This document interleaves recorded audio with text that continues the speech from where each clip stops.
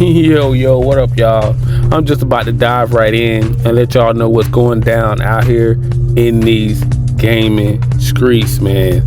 These Decepticons in the gaming industry have lost their mind due to Sony, greedy, dirty, grimy, greedy tactics. All these little exclusive backdoor deals. On top of that, I came across some gaming channels that are kind of saying some of the things I probably thought about too, but I really wasn't sure how to really go into it, or really dive into it and help everybody understand where I'm coming from. Because the gaming industry, they'll clip things or they'll take things what you say, take it out of context and go to talking about some other off the wall stuff that ain't got nothing to do with your point that you're trying to make. Now, a lot of people know about brand loyalty and respect. That's why PlayStation got so much respect in the gaming industry, due to they know that they're not afraid to lock down games. They know Sony is not scared to do exclusive backdoor deals. Everybody know that. The entire gaming industry knows Sony's known for doing exclusive deals behind Xbox back, Nintendo back, PC, cloud gaming, anybody, Apple, Google. Sony don't care. Anybody can get it. Anybody can get the business. You know what I'm saying? They'll lock anything down. They'll lock things down from their own mama if they could. Sony is that greedy. So whenever it comes to, hey, do y'all guys feel like, Xbox is making a mistake by not doing the same thing? Is Xbox losing brand loyalty by case basis games that's going over first party studio games, or multi-plat games, or indie games, things of that nature going over to the PS5? Are they losing brand loyalty? That's what's going on out here in these gaming streets. When I hear channels talk like that, they've been saying like, man, if the whole slate is going right and there's no red line games, right? Do you think there's going to be any use for the actual Xbox, like the actual plastic box? Like, is anybody going to want that thing if there's no value in it, if it don't have any exclusives? So that's what it all boils down to. It all boils down to, do you feel like, it's worth buying the next Xbox if all your games is going to PlayStation, PC, Nintendo, cloud gaming, Game Pass? Because I'm a PC Game Pass user, and I was just trying to see where they were coming from, because I was just thinking today, right? And I was saying, well, if you only game on console, I can see why that would make a lot of people extremely mad, because exclusives separate the plastic box. And if you don't have any exclusives, how are you separating the box, and how are you bringing the consumer value? Because the fan is first. You have to think, how did you build your platform? Through your diehard fans, through the ones that rock with Xbox, through the casual gamers, through the people that are curious to see what Game Pass have to offer them. And if you're giving that up for some greedy CEOs saying that, at the top of Microsoft saying, hey, we need this Call of Duty Activision Blizzard deal money back with the 70 billion, and King, we need that money back ASAP. Would they have did this same? Would they go back in time at the board meeting and say, hey, do we have to give up Xbox first party studios before signing on this contract, to the shareholders, CEOs, and everybody at the top of Microsoft? Because I think this is making a lot of people really angry and upset. This whole case by case basis thing seems like it's just scammy, and it's just for the greedy. And it's like, once they see how much money Call of Duty brings in, right? They seen how many millions and billions of dollars Call of Duty brings in. So they know these people ain't stupid. They looked at the benchmark. They looked at, how much money they're bringing in every year. And then now you're talking about you're going to keep it on the PS5, Xbox, cloud gaming, and now you're going to bring it to Nintendo. Okay, so the greedy shareholders was like, okay, so if you're going to do that, how much more money can we make if you bring Xbox first party studios over? How fast can you get that money back? And we can make more together. So when you're thinking like a businessman, you're not really thinking about the fans. You're not really thinking about brand loyalty that is going to upset people and piss them off to the point where they're going to go somewhere else. They're going to go to PlayStation, Nintendo, PC, and cloud gaming, other places, and go back to retro gaming. Some people may even bring out their old consoles, Nintendos and Super NESs and Segas, because it's so upsetting to hear this whole case-by-case basis thing, and it just feels like we got scammed out of, you know, it feels like the fan is losing, the diehard fans, the one that actually rock with Xbox. It feels like they're losing. You know, at the end of the day, it's like, yo, why are y'all giving up y'all first party studios? And now all of the fanboys, the Sony ponies, running around saying the whole slate is going. Now they're hollering about Halo. Now they're hollering about Flight Simulator. All first Halo 4s again. Everything is going. All Xbox studios, AAA bangers, even multi-plat games, even some exclusive deals that Xbox may have did with other studios. Everything is going. Where is the brand loyalty to the diehard fan base that have asked them for these games for many years? Think about going back to the Xbox One generation, which is a lot of those people are still in the Game Pass and gaming as well, and they still do put a lot of games on Xbox One. And I think a lot of the gaming industry forget that you still have 2 generations out there, and plus Game Pass and PC. So it still lives millions of people into the actual Xbox ecosystem and Game Pass ecosystem, even if it's through cloud gaming, PC, and Game Pass. You know, it is definitely a lot of people. Then you got to think about mobile, tablets, and other things of that nature. And these greedy shareholders and CEOs, they all sat down at the table, and all they could see was dollar signs. Because an article came out saying that it costed $700 million, right, to make Call of Duty Black Ops, Cold War. They want to know, how can we get that money back and more on top of that? Because they want to see profit. Not only just make the money back to break even, they want to make more millions. So if it's $700 million that they got to make back, they want to make double that back. Because they see dollar signs. They see how much revenue and money they can make off Call of Duty across every platform, which is Call of Duty, I feel like, was going to pay for itself. Why do you have to give up all the, you know, Xbox first party studios and AAA bangers? That's my argument to the greedy CEOs at the top that's forcing Xbox to do it, and that's trying to confuse everybody with case-by-case basis and not be transparent with the gaming industry and the gaming media and journalists, because it's a lot of people out here spreading lies. And when I come across some good topics, I like to, you know, put it out there and be like, yeah, you know, this needs to be talked about. Because if they did spend, you know, I would say $700+ million to make Cold War, that's a lot of money to invest. So how much are they really making back off of every Call of Duty released every year or bi-yearly? If it costs $700 million to make, they want to see some type of profit. And how they're going to make that profit is the first party studios to build more AAA games to drop in Game Pass day one, so we get those. But at the same time, how do you keep your brand loyalty? How do you keep the fans interested and not make them mad to want to go somewhere else when you're giving away all their games for free and it don't feel like you're getting anything in return? Yeah, you're probably getting a few dollars from Sony, but Sony knows the power and respect. See, sometimes you got to understand, sometimes respect is more powerful than money. Sony knows that. Sony puts so much fear into certain gaming media, journalists, and gamers not to slander or say anything bad about Sony or Sony games.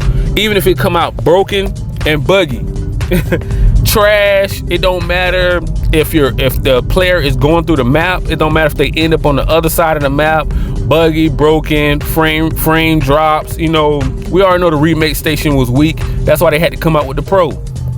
You know, everybody already know that. But the thing about it is, brand loyalty really does matter, and it's hard to make the shareholders see. When you're at the top and you're just a billionaires and trillionaires, you're not really thinking about the fan base. Only thing you see is dollar signs and money hungry. Like money, well, see, when you're greedy, that's wrong. You're not supposed to even be that greedy to the point where you're ignoring your own fan base. Because I think the fear is a lot of fans, I know a lot of fans don't want to say it, that's a fan of Xbox because they rock with Xbox.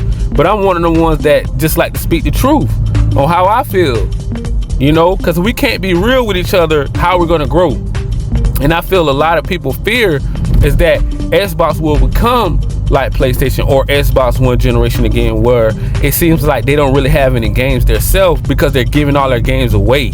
And that's the fear that a lot of Xbox fans have. Like, if we're giving all our AAA banger day one games away, how do we really have games if we only play on console and we don't have $3,000, $4,000 to go get a souped up beefy PC? You know, everybody just don't have that type of bag. Let's just be realistic, man. Some people just enjoy the comfort of their console. They don't want to go all through the complications of having to download all kind of different drivers and something goes wrong with the PC or burn out or switch floppy disks. Some people just don't want to go through that, man. And I think that's why they're trying to come out with a hybrid type console for a new Xbox or whatever, which is great. But at the same time, that's years out, and everybody want Xbox to be more transparent. And we know the higher ups, because now their back's against the wall. That's who's doing it. You can only hide it for so long before the truth start coming out and everybody start tracking you down on what's really going on. Because everybody know Uncle Phil, he lost a lot of trust in the Xbox community when he said Starfield and Indiana Jones ain't going to PS5. And now look, they announced Indiana Jones going to PS5. So they lost a lot of trust. And to build that trust back, you got to start making more games exclusive. You're going to have to. Uncle Phil came out and said the reason why he made Starfield exclusive is because that's the game he wanted. He said, I wanted Starfield. So you can make things exclusive when you fight for it. That came out of his mouth. He wanted Starfield. He wanted to lock it down. Just how Sony wanted Spider-Man, Uncle Phil wanted Starfield. So whenever somebody, CEOs, whenever the higher ups or the ones that's over a special division, whenever they want something, they can make it exclusive. You know, if they really want to. It's up to them if they want to make it exclusive. Now, you can work out some little exclusive backdoor deals, you know, to say, hey, timed exclusive. But no, Uncle Phil wants Starfield locked on the Xbox and PC and cloud gaming Game Pass. So that's an argument as well. You know, that's going to be a whole nother video, because that's a whole nother point I got to make, because that lets me know that sometimes you can, if you fight hard enough, you can get your way. But if you don't speak up and you just sitting in a board meeting and just letting these rich, you know, these old dinosaurs at the top on their yacht smoking their cigars run your company from a boat, it don't make it. This man smoking a cigar on his private island running your company. Like, that don't even make no sense. Speak up. Let your voice be heard. You know, or forever hold your peace.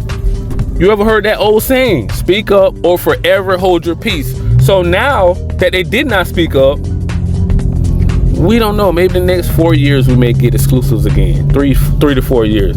We don't know how long it's going to take to make that money back. But we know Call of Duty is definitely going to pay for its own game. Call of Duty definitely. Look at this fool on his bike. Idiot. I'm sorry, y'all. I'm just dipping and sliding, riding and talking, ranting, because I just felt like I had to touch on this story because it crossed my mind, y'all. And it's just like, yo, what are they doing? Like, it just don't make any sense to, you know, break up the brand loyalty for a few dollars, because sometimes, like I said before, sometimes you gotta fight fire with fire. Sony making exclusive backdoor deals. They locked down Black Myth Wukong. They locked down Spider-Man, Wolverine, X-Men, Venom, Miles Morales. Just look at the long list of games they got exclusive deals for. All Xbox got to do is go drop the bag off up there at Disney and Marvel, and those games won't be locked down no more. Those games could become multi-plat because they can rip those contracts up. Well, you know, Sony only got so much money. They can't keep it forever. If for the right price, those games will be on Xbox, will be on Game Pass, will be on PC day one. I'm talking about day one. I'm not talking about like Final Fantasies where you have to wait for Final Fantasy 7 remake for 5 to 6 years before you get it, because Sony did these exclusive backdoor deals. Even Square Enix don't even want to do it anymore because they already knew. They was like, man, this ain't worth it, yo. This is not worth the juice. It's not worth the squeeze. And I just want to talk about that brand loyalty, man, because it really can hurt your fan base. Like, they really not listening to us, and you see what happened to Sony is crashing and burning because they don't listen to their fan base. They didn't come up with a strategy. Now Xbox do have a good strategy through Game Pass, but Sony never created one because their whole focus was locking everybody down to the plastic box. Now, true, Xbox is going to a place they know Sony can't go, and that's the cloud. Through the cloud, through Game Pass, through subscription service, become the Netflix of gaming. They know for a fact Sony can't go that route because they just don't have the bag. But they got the respect though of the gaming industry and the media. These people are, to this day, from all the way from the 90s to early 2000s, people are afraid to talk about Sony because they think they're gonna get blackballed or canceled, or they're not gonna let you get none of their games or review any of their games or something of that nature. And it's like, so like I said before, you get better with competition, because if there's no games exclusive, games are going to get garbage, more woke, buggy, and broken because it ain't no difference there. It's nothing to compete with. If God of War go everywhere, Uncharted go everywhere, Last of Us go everywhere, what would be the point of having a PS5? You're buying it for the exclusives, right? The same reason you're buying an Xbox, for the exclusives. You don't want to see Halo, Forza, and Gears, Flight Simulator on your competitor, because there's no difference there. The games won't get better. The consumer is going to lose at the end. At the end of the day, the consumer is going to lose because the games aren't going to get better because there's no competition. There's no competition, man. Like, so I just want to leave it there and just say, sometime everything that, you know, that shines, everything that shined ain't a diamond. So just because it make money, sometimes it don't make sense because it is making top dollar. You know, it is making money by them doing that, but they're losing brand loyalty. And whenever you lose brand loyalty, it's just like, what is going on out here? You know, and it just don't make no sense. It's like, what are you doing? You know, you're losing out, you're missing out, and then it's just like, yo, what are you doing? It don't make any sense.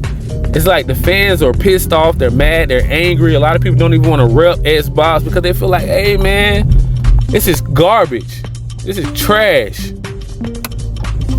To give away all your games and piss off your fan base for a couple dollars. I'm hearing gaming, you know, journalists and all that, you know. A lot of people are talking about this stuff out here in these gaming streets, and I'm just like, wow. So what are they gonna do going into the future? You're gonna have to listen to somebody. And I'm out, man. Y'all guys already know what to do, man. Make sure you guys smash that like, click that notification bell, man, so you guys can be notified on all of the new latest and greatest news out here in these gaming streets.